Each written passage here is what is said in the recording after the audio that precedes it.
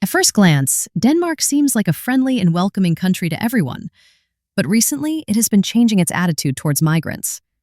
In the past, Denmark welcomed them with understanding and helped as much as it could. But now things are different. The new Danish government has changed its immigration policy. They are now openly against migrants. Even though this approach isn't tolerant at all, Denmark doesn't seem to care.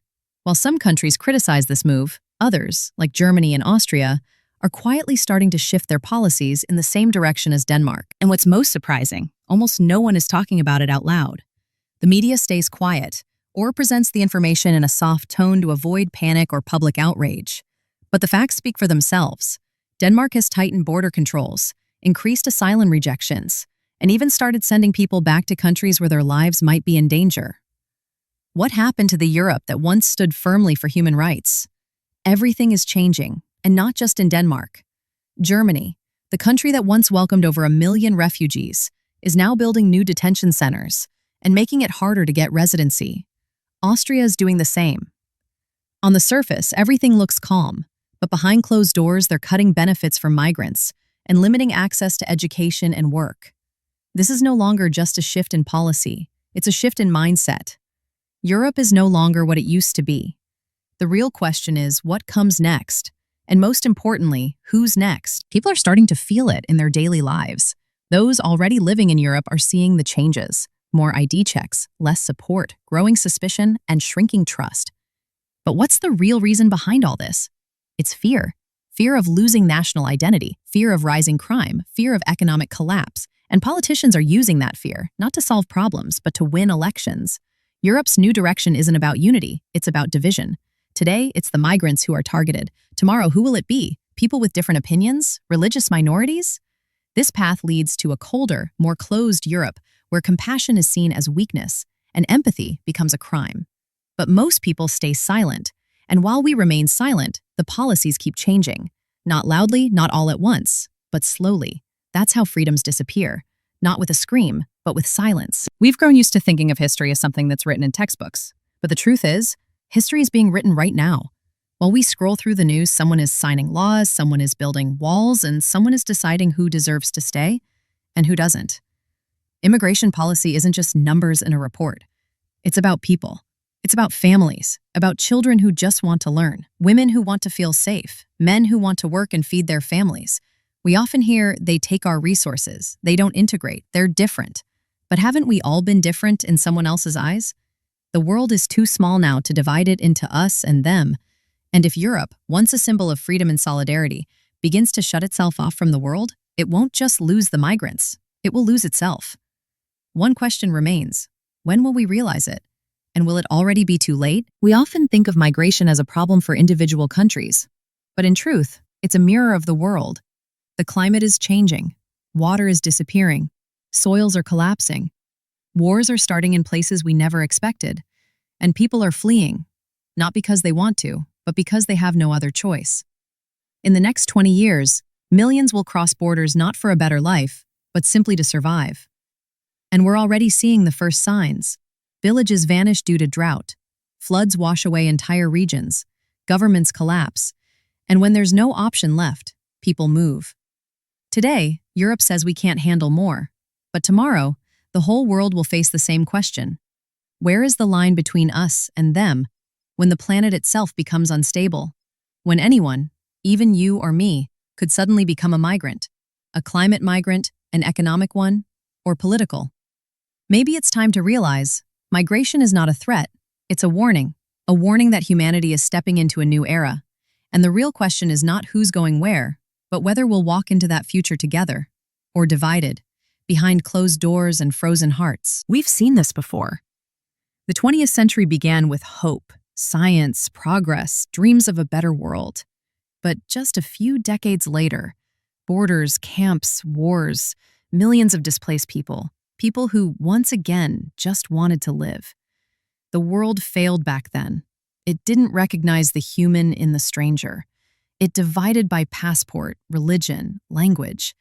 And every time humanity forgets its history, it pays the price. Sometimes with a generation, sometimes with a nation. Today, we stand at a crossroads. On one side, fear, isolation, nationalism, a fight for a piece of safety. On the other, understanding, solidarity, and the realization that we're all passengers on the same ship. And if that ship is sinking, it doesn't matter where your seat was.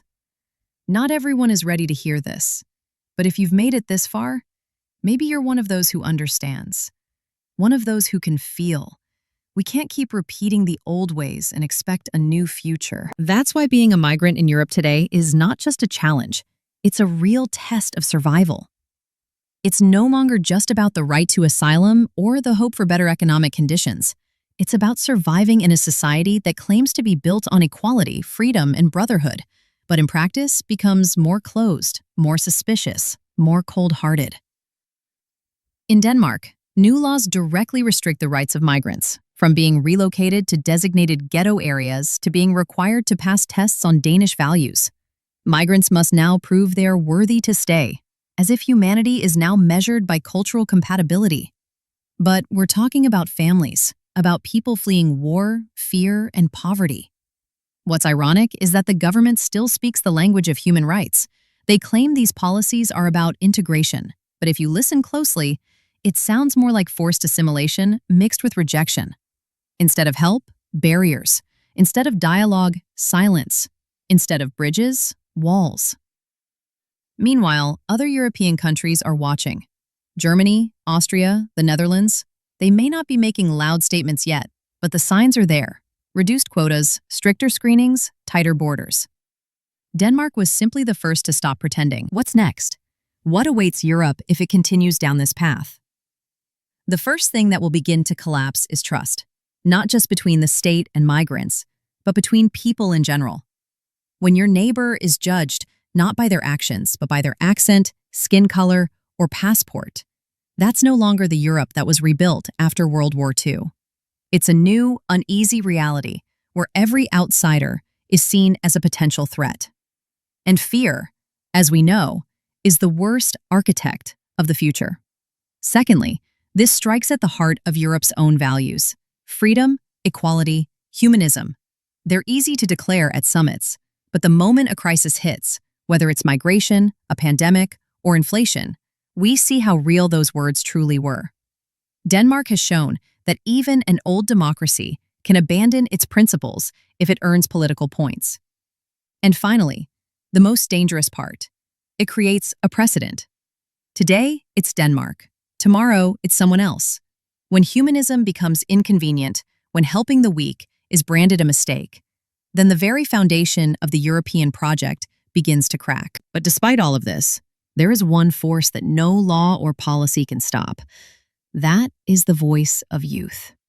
It's students, volunteers, startup founders, children of migrants, and children of native Danes, all learning at the same desks, debating, understanding, respecting. They don't care about political gain. They care about the future. They don't see threats in their neighbors. They see potential. They are growing up in a world where a passport doesn't define a person. Actions do. From these young people, new ideas are born. Perhaps one of them is already writing code for a platform that bridges languages and cultures. Maybe someone is filming documentaries that tell the real stories. Maybe someone is simply offering a hand to someone who just arrived. And sometimes, that's enough to change a life. So, will Europe collapse? Only if it forgets why it was built in the first place.